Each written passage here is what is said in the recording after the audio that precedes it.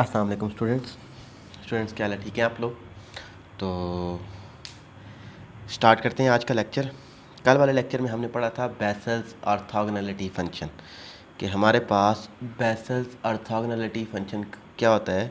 तो ये था हमारे पास इक्वेशन थी कि 0 to 1 x J N of alpha x dot J N of beta x is equal to 0। तो इसको हम बोलते थे कि बेसल्स ऑर्थोगोनैलिटी फंक्शन। अब बेसिकली कल हमने इसको प्रूफ भी किया था। बेसल्स का चैप्टर हम कर रहे थे, इससे पहले भी हमने बेसल्स में जो चीज़ें की थी कि हमारे पास बेसल में हमने काम किया था। जो सबसे पहले मैं चीज़ें तब मेंशन करता हूँ कि ये चीज़ें इंपॉर्टेंट चीज़ें हैं। इनमें से पूरा एक क्वेश्चन बना है, 20 नंबर का क्वेश्चन बना है बेटा पिछली दफ़ा। क्या Bessel's function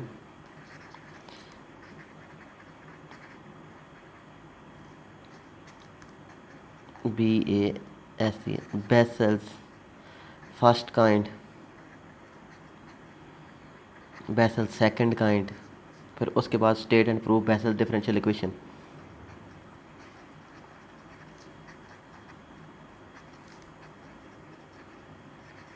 vessels differential equation हमने सोल्यूशन फाइंड आउट करना है, सीरीज सोल्यूशन। फिर उसके बाद हमारे पास इसमें आ जाता था रेकरेंस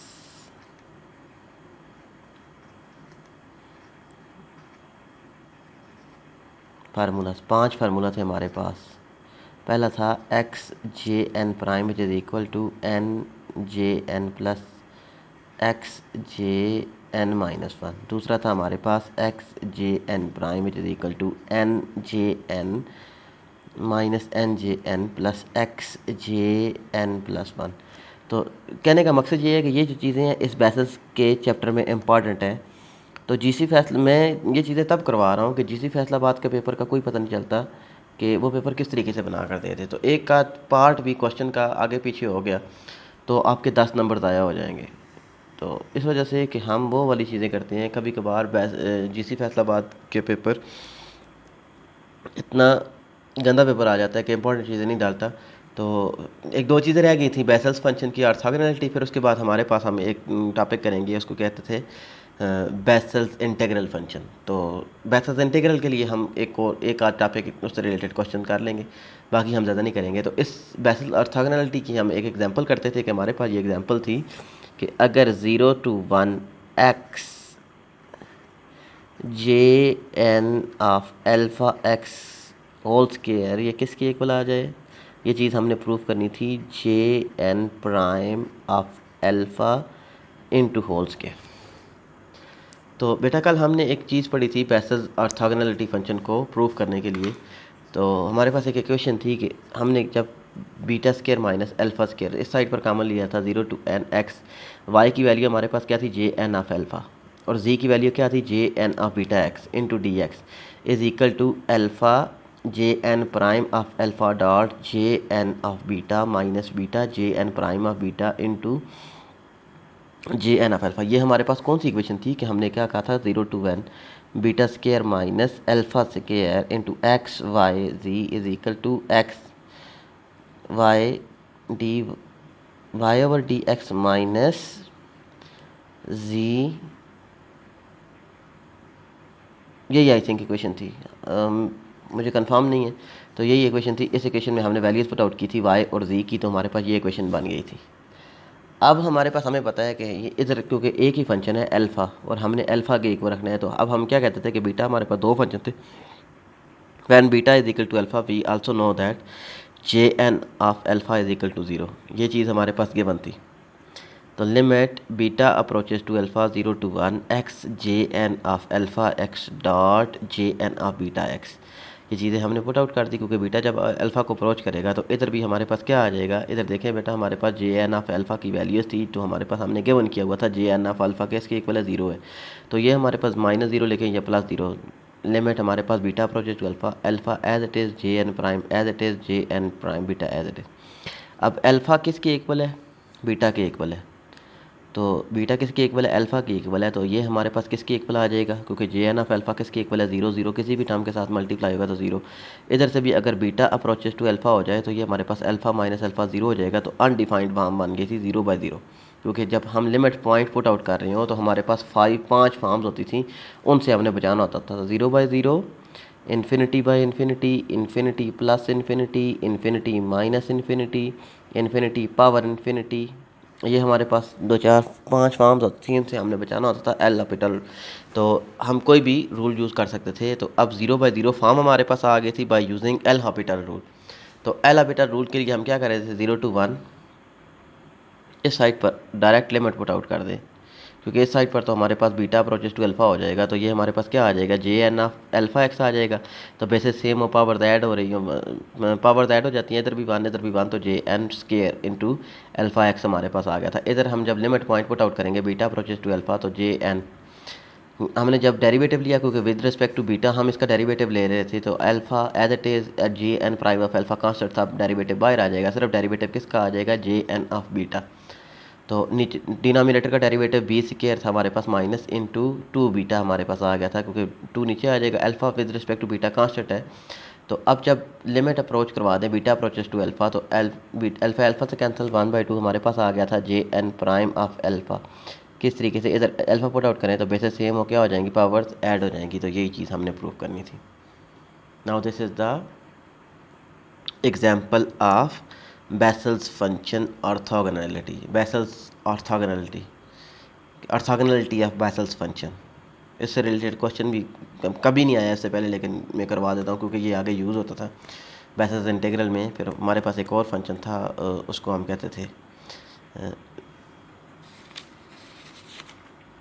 कहते थे बेसल्स इंटीग्रल और Fourier vessels expansion. Vessels integral और फोरियर बेसल्स एक्सपेंशन में हम वो काम आगे करेंगे। तो हम इंशाल्लाह अभी हम स्टार्ट करते हैं बेसल्स इंटीग्रल से पहले हमारे पास एक टॉपिक था, उसको हम वो टॉपिक उसमें यूज़ होता था, उसको बोलते थे trigonometric expansion involving Bessel's function. Trigonometric function involving Bessel's function.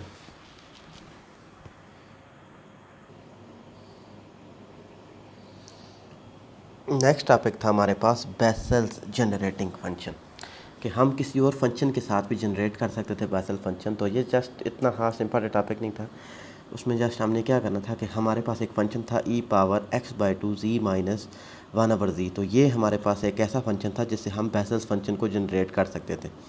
किस तरीके से कि हमारे पास ये, इसको जब हम ओपन करेंगे, इसकी सीरीज़ को ओपन करेंगे, ये बुक में सॉल्व है, आप खुद सॉल्व कर लीजिएगा। जस्ट ये बताने का मकसद ये था कि ये हमारे पास अगले टॉपिक में यूज़ होता था, और वो अगला टॉपिक फिर उसके बाद बेसल्स इंटीग्रल में यूज़ होता था। तो जब इसकी सीरीज़ हम ओपन करेंगे तो हमारे पास ये वाली सीरीज़ बन जाएगी z⁻n into J N of x. J n हमारे पास क्या है, बेसल्स फंक्शन है। तो ये जस्ट आप देख लीजिएगा बेस जनरेटिंग फंक्शन किस तरीके से हम इसको जनरेट करते थे।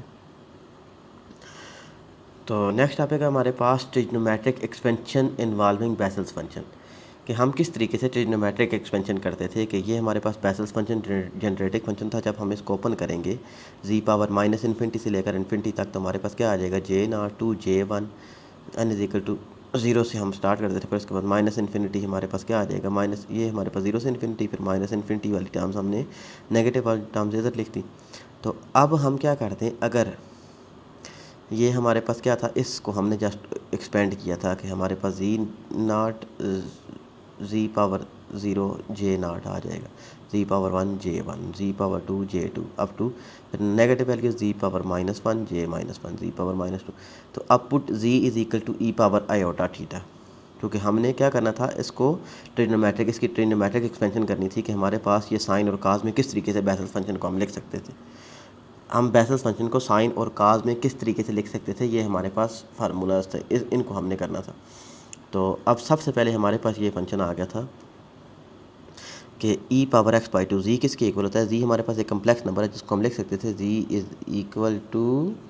e⁻i⁴ तो अब हमने z = e⁻i⁴ 1/z e⁻−i⁴। तो अब ये किसकी वैल्यू आ जाएगी, J0 as it is.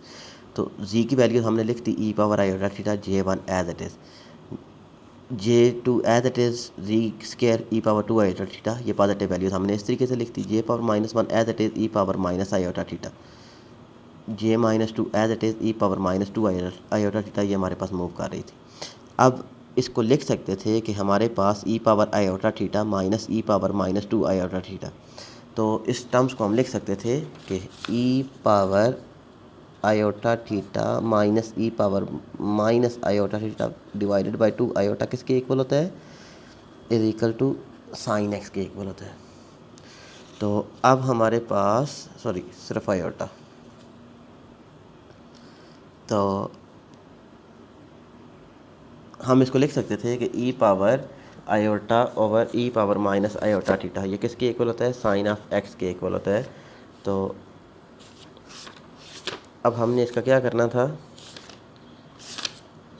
Iota दूसरी साइड पर चला गया, E power iota theta minus E power minus iota theta which is equal to iota sine of X.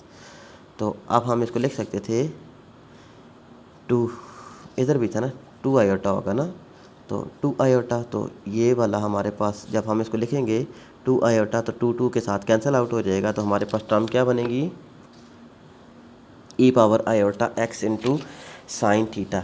तो J naught plus J one E power iota theta plus J two E power 2 iota theta as it is हमारे पास हमने उस terms को लिख दिया था। अब हमारे पास एक और टर्म थी, हमने क्या करना था कि E power iota sine X as it is हमने लिख दिया था कि ये हमारे पास क्या टर्म आ गई थी, जे पावर माइनस एन। तो हमारे पास एक कंडीशन थी, जे पावर माइनस एन किसके इक्वल होता है, minus 1 power n into J n. तो जो हमारे पास नेगेटिव टर्म्स थी, जे पावर माइनस 1 क्या आ जाएगा, माइनस 1 की power 1 into J n which is equal to minus J n हमारे पास आ गया था, माइनस जे वन हमारे पास आ जाएगा। इसी तरीके से जे पावर माइनस 2 किसके इक्वल आ जाएगा, माइनस 1 की पावर 2 इंटू जे पावर 2। तो माइनस 1 की पावर 2 हमारे पास पॉजिटिव आ जाएगी, तो जे 2 हमारे पास आ गया था ई पावर 2 आयोटा थीटा। बाकी एज इट इज़ हम उसको मूव करवा रहे थे माइनस आयोटा थीटा। अब E power iota X theta, E power iota theta किसके इक्वल होता है, cos theta plus iota sine theta. तो हम इसको लिख सकते थे E power iota X sine theta है, तो हमारे पास क्या आ जाएगा, cos of X sine theta plus iota sine of X sine theta. ये हमने क्या लिख दिया था, इसको ओपन करके लिख दिया, तो बाकी टर्म एज इट इज़ आ जाएगी। तो अब हमारे पास क्या था कि जो टर्म थी जे वन कामन ले लिया, प्लस जे वन हमने कामन ले लिया, इन दोनों में से E power iota theta minus E power minus iota theta. J two इन दोनों में से था तो हमने कामन ले लिया E power minus 2 iota theta, E power minus minus into E power minus. तो अब हमारे पास क्या आ जाएगा, cos of X sine theta plus iota sine of X sine theta is equal to. तो अब इसी तरीके से हमारे पास क्या था बेटा, हमारे पास यही फार्मूला था, 2 आयोटा दूसरी साइड पर चलेगा, 2 आयोटा साइन ऑफ एक्स किसकी इक्वल आ जाएगा, E power iota theta minus E power minus iota theta. तो हमने लिख दिया 2 आयोटा साइन थीटा। इसी तरीके से हमारे पास ये किसका फार्मूला बन जाएगा, E power 2 iota cos theta minus E power 2 iota cos theta which is equal to हमारे पास आ जाएगा 2 काज ऑफ 2 थीटा। तो अप टू सो ऑन। तो अब हमारे पास एक टर्म साइन में आ जाएगी, एक टर्म काज में आ रही थी, एक टर्म साइन में आ रही थी, एक टर्म काज में आ रही थी। तो अब हमने क्या किया, इक्वेट कर दिया रियल एंड इमेजिनरी पार्ट। ये हमारे पास रियल पार्ट था, आप देखें ये भी रियल पार्ट है, ये भी रियल पार्ट है। तो काज ऑफ एक्स थीटा में थोड़ी टर्म्स लिख रहा हूँ, आप ज़्यादा भी ले सकते थे, cos of X theta which is equal to J naught plus 2 J one plus 2 J two cos of 2 theta up to so on. ये हमारे पास क्या आ गया था, trigonometric expansion of Bessel's function. हम आगे भी इसको कर सकते थे, लेकिन ये हमारे पास किसकी फॉर्म में आ गया था, काज। और हमारे पास जब इमेजिनरी पार्ट, तो sine of x cos theta हमारे पास किसके इक्वल आ जाएगा, sine of x cos theta which is equal to, ये हमारे पास आयोटा साइन था 2 जे वन साइन थीटा, फिर अगली term 2 J three sine of 3 theta plus 2 J 5 into sine of 5 theta. तो अब उसने क्या किया था कि आप आगे J theta is equal to minus pi by 2 या जो मर्जी पुट आउट कर लें। तो ये हमारे पास क्या आ गई थी, इसको हम कहते थे कि these are known as trigonometric expansion.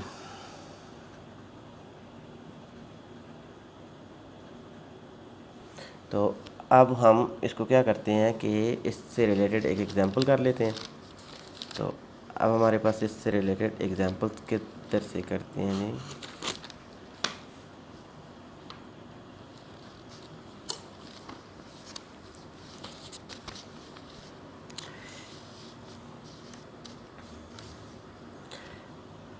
हमने अभी कहा था कि ये हमारे पास काज ऑफ एक्स किसके इक्वल आ जाएगा,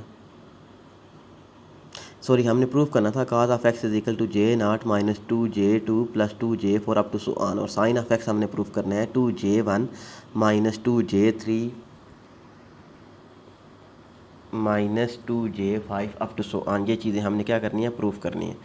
तो अब हमने अभी प्रूफ किया था कि cos of X sine theta किसके इक्वल होता है, J naught plus 2J1 plus 2J2 cos of 2 theta plus 2J4 sine of cos of 4 theta up to so on. ये हमने अभी प्रूफ किया था कि ये हमारे पास क्या था, ट्रिग्नोमेट्रिक एक्सपेंशन थी of Bessel's equation, trigonometric expansion of Bessel's equation. तो अब sine of X sine theta किसके इक्वल आ जाएगा, 2J1 sine theta plus 2J3 sine 3 theta plus 2J5 into sine of 5 theta up to so on. तो अब इन दोनों question में अगर theta is equal to π/2 put out कर दे तो हमारे पास साइन थीटा किसके इक्वल होता है, 1 के इक्वल होता है। तो काज ऑफ एक्स हमारे पास आ गया था, और हमारे पास साइन थीटा किसके इक्वल होता है, 1 के इक्वल, साइन π/2 किसके इक्वल होता है, 1 के इक्वल होता है ना। तो इधर भी काज एक्स इधर भी साइन एक्स हमारे पास आ गया था। तो J naught as it is 2J2 cos 2 theta. तो हमारे पास काज ऑफ n थीटा किसके इक्वल होता है, प्लस माइनस 1 के इक्वल होता है। तो जब हमारे पास इवन टर्म होंगी तो हमारे पास क्या आ जाएगा, माइनस और प्लस में हमारे पास ये टर्म्स आ जाएगी। तो अब हमारे पास क्या आ जाएगा, 2J1 cause of 2 theta minus 1 cause of 3 theta हमारे पास क्या आ जाएगा, 4 थीटा प्लस 1। तो इसी टर्म से हमारे पास टर्म्स रिमेनिंग मूव कर रही थी। तो अब हमारे पास क्या आ जाएगा, जो चीज़ हमने प्रूफ करनी थी हमारे पास वही टर्म आ गई थी, बेसल्स फंक्शन। ये से रिलेटेड काफ़ी क्वेश्चन हैं, आप लोग खुद कर लें। हमारे पास लास्ट टॉपिक था बेसल्स इंटीग्रल, लास्ट टॉपिक था हमारे पास बेसल्स इंटीग्रल। तो अब हम बेसल्स इंटीग्रेशन को सॉल्व करते थे कि हमारे पास बेसल्स इंटीग्रल क्या होता था, these are the 2 formulas of Bessel's integral. कौन कौन से फार्मूला थे, J naught of X plus 1/π 0 to π cos of X sine theta. तो हम कोई टर्म यूज़ करते थे कि trigonometric expansion of Bessel's function हमारे पास क्या थी, cos of X sine theta D theta, और sine of X sine theta हमारे पास J naught plus 2J2 cos of 2 theta plus 2J4 cos of 4 theta up to so on हम move कर रहे थे। और इसी तरीके से हमारे पास दूसरी टर्म थी। तो अगर हमने क्या किया, मैं एक प्रूफ करता हूँ, दूसरी आप खुद कर लीजिएगा। मैं पहले प्रूफ करता हूँ कि हमारे पास हमने ये चीज़ प्रूफ करनी थी। तो 0 to π cos of X sine theta D theta. तो अब हमने क्या किया कि जो क्वेश्चन नंबर 1 थी इसको इंटीग्रेट कर दिया 0 से π तक। तो इस साइड पर भी इंटीग्रेट कर दिया। तो अब हमारे पास क्या आ जाएगा, 0 to π J naught to 0 to π 2J2 cos of 2 theta 0 to π 2J4 cos of 4 theta. तो जे नॉट बाहर आ जाएगा 0 to π J theta plus 2J2 0 to π cos of 2 theta plus 0 to π 2J4 बाहर आ जाएगा cos of 4 theta D theta.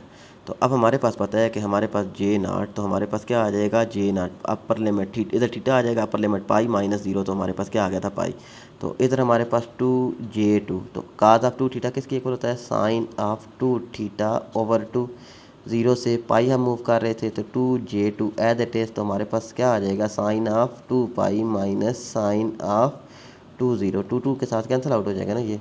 तो J2 which is equal to sine 2π हमारे पास किसके इक्वल आ जाता है, 0। साइन nπ हमारे पास 0 के इक्वल होता है, 0 माइनस 0। तो which is equal to J2 into 0 which is equal to 0। तो बाकी सारी टर्म्स क्या हो जाएंगी, cos of 2 theta cos of 4 सारी टर्म 0 हो जाएगी। तो हमारे पास इधर क्या आ गया था, जे नॉट इंटू पाई। तो पाई हमारे पास दूसरी साइड पर चला जाएगा क्योंकि हमने प्रूफ क्या करना था, J naught of X is equal to 1/π 0 to π cos of X sine theta D theta.